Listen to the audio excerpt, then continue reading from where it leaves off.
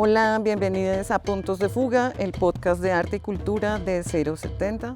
Hoy nos encontramos en Fragmentos, espacio de arte y memoria. Soy Sandra Rengifo, artista en colaboración con Costa Xanacas y la comunidad ancestral del territorio La Gaitana. Estamos hoy en la visita guiada y en una charla abierta que vamos a tener del proyecto Ecos del Cerro Cuettul, que fue el ganador del proyecto de creación de Fragmentos 2024. Hoy vamos a estar charlando un poco de qué va estos puntos suspensivos y estos puntos finales a los que llegamos con esta propuesta que lleva desarrollándose hace más de 5 años. Y nada, pues bienvenidas, vamos a estar hablando hoy de eso. Hola, soy María José Martínez, parte del equipo de Puntos de Fuga. Esta conversación se dio en la primera sala de la exposición, donde van a encontrar el texto curatorial y unas de las piezas. Le invitamos a leerlo y a escuchar esta conversación. La segunda parte de este proyecto se encuentra en la tercera sala, ubicada al fondo del primer piso, detrás de la cortina negra. Allí encontrará una proyección de video que dura unos 20 minutos. Le recomendamos escuchar completo este episodio antes de seguir a la tercera sala.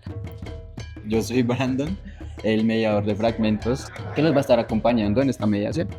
Buenos días. Pues bueno, bienvenidos a Fragmentos. Este es un espacio de arte y memoria que se hizo como parte, como uno de los acuerdos de paz que se firmó en el 2016, que empezó en el 2012 como tal, donde se estipuló que con la entrega de armas se hiciera una serie de monumentos. Lo que propuso la artista comisionada, que es Doris Salcedo, fue un contramonumento. Hizo este término haciendo alusión en contra de cómo se ve un monumento, ¿sí? Por lo general un monumento se suele exaltar, se suele admirar y por lo general son objetos, obras hechas verticalmente que involucra mirar hacia arriba y pues esta vez ya no se hizo algo vertical, sino se hizo algo mucho más horizontal. En este caso, pues los invito a mirar ahora literalmente pues hacia abajo, que significa que estamos parados sobre 37 toneladas de armas, aproximadamente 9.000 armas que hay en este espacio. Y pues, si observan bien, eso tiene una textura, ¿sí? que es muy llamativa. Le dicen cicatrices, montañas, les han dicho de muchas maneras. Se debe a un proceso de catarsis que tuvieron 17 mujeres víctimas de violencia sexual en el marco del conflicto armado. ¿Qué hicieron estas sobrevivientes en su proceso de catarsis? Martillar. Entonces lo que hicieron fue martillar un material blando, que era el que le iba a dar forma al molde, donde fue vertida pues la fundición de las armas. Entonces a esto se ven estas arruguitas y es porque este lugar lo forjaron las mujeres víctimas de violencia sexual. Aproximadamente hicieron 40 moldes que pues están distribuidos en todo el espacio. Si les llama la atención, uno de estos moldes o 8 de estos moldes están expuestos en el Museo Nacional. Este espacio se encuentra dividido en 3 partes. En esta primera sala se encuentra la introducción pues de nuestra obra, de nuestra artista invitada. En la segunda sala se encuentra un resumen de cómo fue construido este espacio, quiénes tuvieron que ver con la elaboración de esto. Y en la tercera pues ya está la puesta principal de la obra que tenemos ahorita, invitación. Desde la creación de las FARC hasta el acuerdo de paz, hasta el día que se firmó en el 2016, pasaron 51 años, entonces también se estipuló que este lugar tiene que durar mínimo 51 años, pase lo que pase. Entonces también esto quedó dentro del acuerdo. Cabe connotar, pues esto es algo importante también para nosotros y que esto no es un museo, sino es un espacio de memoria para que tengan otra noción también de cómo se ve una obra artística, ¿no? Si verdaderamente esto merece una connotación de bonito o qué término podría tener esto en verdad, ya que estamos hablando de algo de memoria nacional. Yo quisiera solamente como que contaras un poquito sobre la ruina, que eso es una cosa que siempre me han preguntado. O sea, siempre es como la relación del contramonumento con la ruina. Listo. Y un poco la historia también de tener ese marco, digámoslo así. La casa tiene muchas respuestas, también muchas preguntas del por qué también estamos acá. Bueno, hay varias cosas. Uno, geográficamente, este es un sitio estratégico para poner esta exposición de conflicto, pues ya que estamos acá al frente de la gobernación, en la entrada prácticamente, entonces esto llamó mucho la atención. Cuando se vino a mirar acá este sitio, se observó que estaba abandonado, se le hizo el estudio y nos dimos de cuenta de que esta casa tiene aproximadamente 400, 500 años. Entonces lo que hizo el Estado fue considerarla como bien de interés patrimonial y cultural. Es muy contemporánea a la iglesia de acá, no sé si la vieron, la Santa Bárbara, que literalmente dice 1565. Para el artista también fue muy llamativo el concepto de las ruinas, le llamó mucho la atención de cómo puede hablar también con el concepto de fragmentos, ¿sí? Si lo vemos desde el vestigio, desde una construcción narrativa, es algo que todo el tiempo se va alimentando, ¿sí? Ya que fragmentos, como dice la palabra, son pedazos de historias que van complementando como tal la historia del conflicto armado. Bueno, buenos días a todas y todos. Primero, pues bienvenidos, así lo digo también extensivo, desde la voz de Costas Chanacas y la voz de la comunidad del territorio ancestral de Nansa La Gaitana. ¿Verdad? Para nosotros es un gustazo. Cada vez que hacemos como estas visitas guiadas, sentimos que estamos expandiendo un poco como ese territorio que también de alguna manera ustedes van a conocer hoy, que también hemos tratado como de crear un universo a partir de todas esas colaboraciones y todas esas voces. Entonces, primero pues agradecerles que se encuentran acá. Y bueno, este proyecto fue el proyecto ganador de la convocatoria de fragmentos del año 2024 y siempre me parece como muy importante que lo hablemos desde también lo que significa el espacio. O sea, fragmentos como espacio de arte y memoria tiene, digamos, como en su contenido, en su profundidad más específica, que cualquier proyecto que se presente aquí para postularlo, pues debe establecer una relación directa con el contramonumento. O sea, esto es súper fundamental y eso hace que esta convocatoria requiera como, digámoslo así, como tiempos y dinamismos diferentes, digamos, a lo convencional, a las convocatorias del ministerio, por ejemplo, o a las de artes. O sea, es supremamente importante como esas relaciones o diálogos o contrapunteos con el espacio. Surge, digamos, ya como por decirlo así, como un primer gesto en el año, a finales del 2020, principios del 2021, por una exploración que veníamos realizando con Costas un poquito más cercana al documental, de procesos de cultivo de, por ejemplo, en este caso, el fique, la cabuya. Y cómo se manifestaba esto en el territorio, específicamente del Cauca, de donde proviene pues mi parte paternal. Arrancamos por ahí, digámoslo, como que era muy intuitivo, muy parecido a un proyecto que teníamos antes, bueno, a dos proyectos que trabajamos antes, que era Mayoral de Acero para Luis Caballero y otro anterior que fue como todo el recorrido de las ferrovías para el 46 Salón Nacional de Artistas. Entonces como que entre esos universos en donde estábamos trabajando con las damas y los caballeros de la fe que trabajan el corte de caña o los ferroviarios que eran como las arterias, digamos, como de todas las centrales o los ingenios, pues de por ahí viene la cosa. Durante el año 2020, pues esto ya se pueden imaginar, pospandémico, pero también dentro del marco de lo que se quería, pues tocó pedir o solicitar un permiso que realmente tardó mucho tiempo, o sea, aproximadamente 6 meses, para poder entrar al territorio, por muchas razones, o sea, por respeto a sus saberes, pero también por cuidado, por protección, en fin, o sea, esto fue como 6 meses antes de poder ingresar al territorio y de poder crear como ese lazo de confianza entre ellos y nosotros, que no fuera, o sea, que en principio no fuera extractivista o que nosotros fuéramos como solamente a instrumentalizar como sus saberes, sino que pudiéramos construir, digamos, colectivamente. En ese primer proceso, pues, encontramos a esta comunidad específica que se encuentra en Loma Amarilla. O sea, si ustedes llegan a Silvia, Cauca, es como 2 horas en moto en trocha, en la parte como muy alta, que también nosotros identificamos como otra forma de desplazamiento.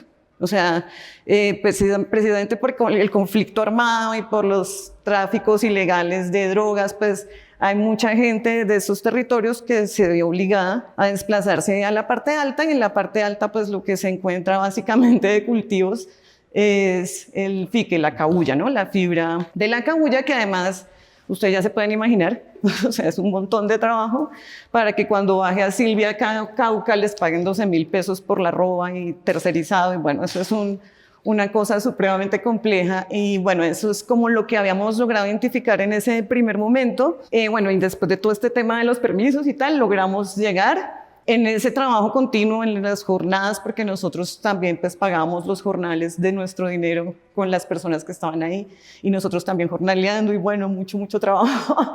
Nosotros les preguntamos a ellos específicamente en la comunidad cuáles eran sus necesidades, pues realistas, que pudiéramos abarcar nosotros o apoyar nosotros, porque pues Pues ajá. Y nos comentaron que hacía como 2 años o algo así, ellos tenían en una casita de bareque de tapia pisada, muy parecido como a esto, una pequeña emisora que era la que les servía para poder comunicarse, y que cayó un trueno y les quemó todos los equipos. Resulta que allá no hay señal de internet, no hay señal de celular, o sea, no. La presencia del Estado es básicamente cero. Entonces, esta emisora análoga, o sea, tenía todo un sentido, digamos, supremamente poderoso, pues no solamente para informar lo que sucedía, digamos, como en el territorio, las necesidades, o que se perdió la mula, o que se perdió un celular y que lo encontraron en las vías, sino también como un medio de comunicación que permitía como fortalecer sus saberes. Para ellos, entre esas demandas, digámoslo así, lo más importante es el fortalecimiento de sus comunicaciones, y ese fortalecimiento de las comunicaciones está dado por sus saberes propios y también por el uso de la lengua. O sea, no dejar morir la lengua, que en este caso pues es el Nasayuve, y que pues lastimosamente por miles de cosas, vicisitudes y temas de la violencia, pues la gente joven realmente a veces no se siente como tan conectada con tratar de aprender su lengua y pues como tratar de perseverar en su cultura.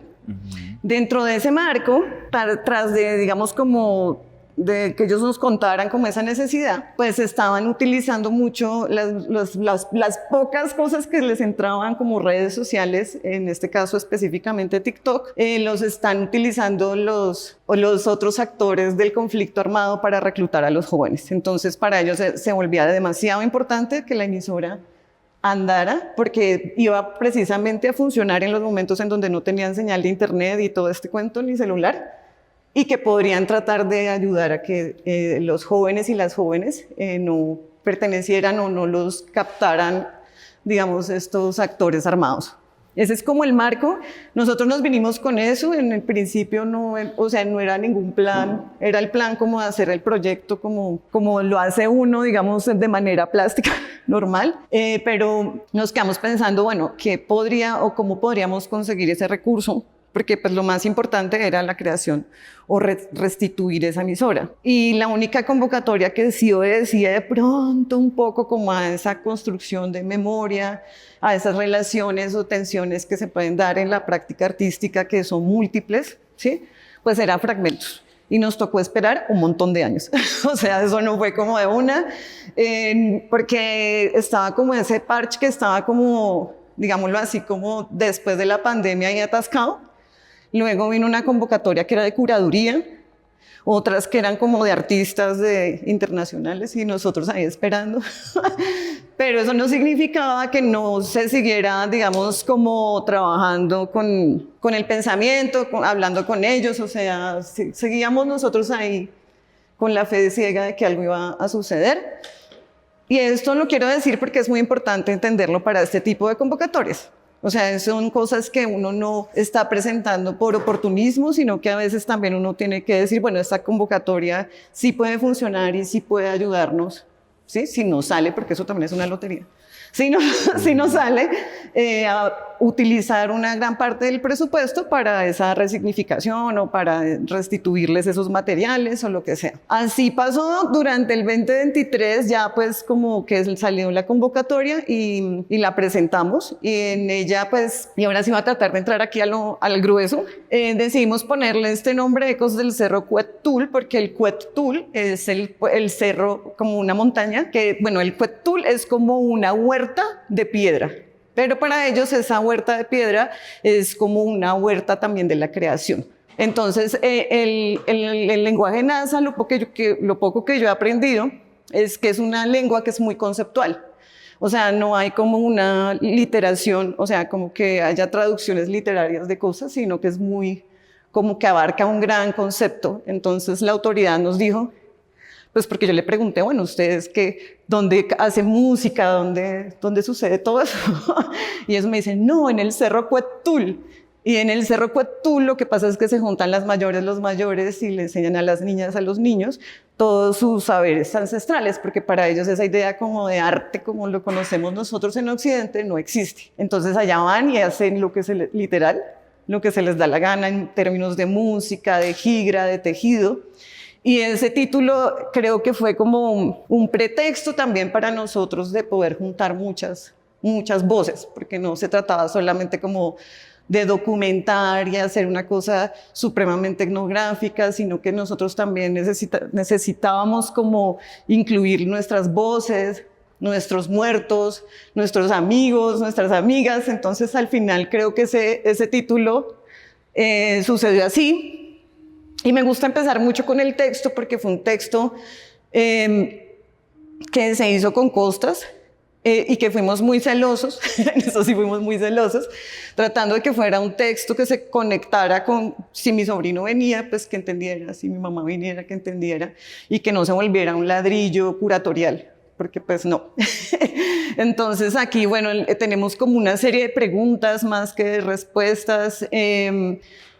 Empezamos, pues no sé si a justificar, pero sí a hablar un poco como de qué se trataba para nosotros, es comprender la radiofonía como una extensión un poquito más cercana como a lo de Bertolt Brecht, con esa idea de lo transoceánico, o sea, la radio como algo que puede ser transoceánico, que se expande en el espacio y el tiempo y que permite muchas otros tipos, digamos, hasta de materialidades de creación. Y luego, bueno, aquí al final es como un montón de preguntas que teníamos, porque en un momento como que teníamos mucho miedo que todo el mundo esperara, o sea, con la esperanza, esperar algo de una emisora indígena. O sea, ¿eso qué puede ser? Ellos ya la están haciendo allá, eso está funcionando allá, hacer una emisión en directo es un gallo, ustedes no se alcanzan a imaginar. Y una de las opciones que teníamos para tener la emisora en directo acá era con Starlink, y eso no iba a suceder jamás. Entonces nosotros sí fuimos muy insistentes como de, bueno, si la emisora está allá y está cumpliendo con su función, que es para ellos, y es una cosa que es viva, ¿por qué diablos nosotros tenemos que estar mostrando un resultado?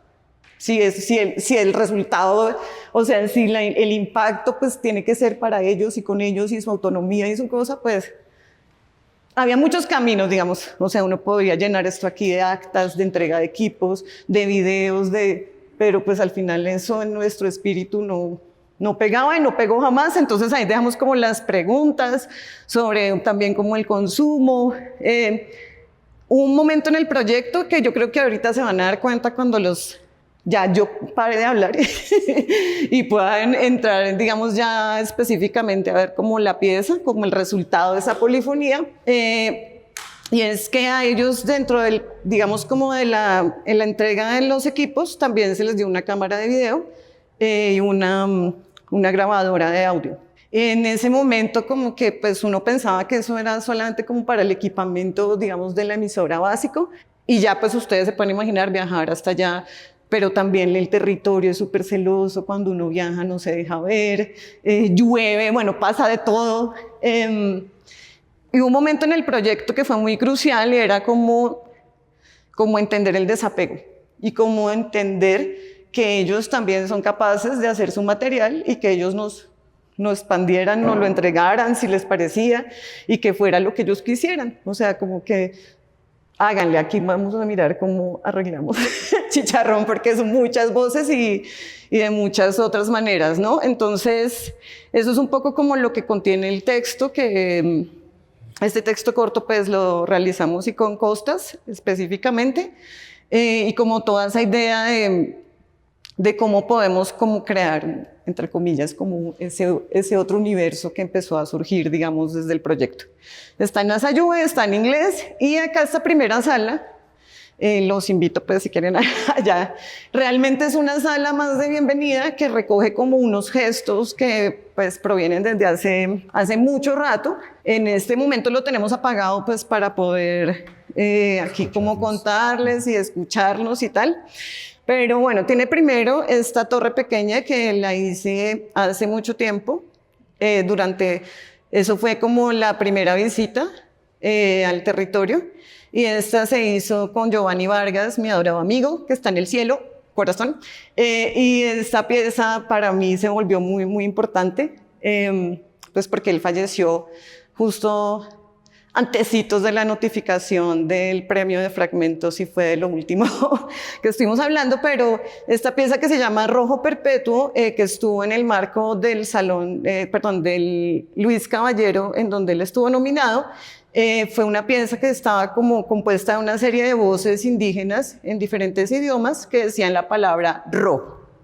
Entonces hicimos esta primera torre de emisión con esta luz de obstrucción que pues emite obviamente la luz en rojo, y esto está acompañado por un audio que ustedes van a escuchar ya en la instalación de la sala 3.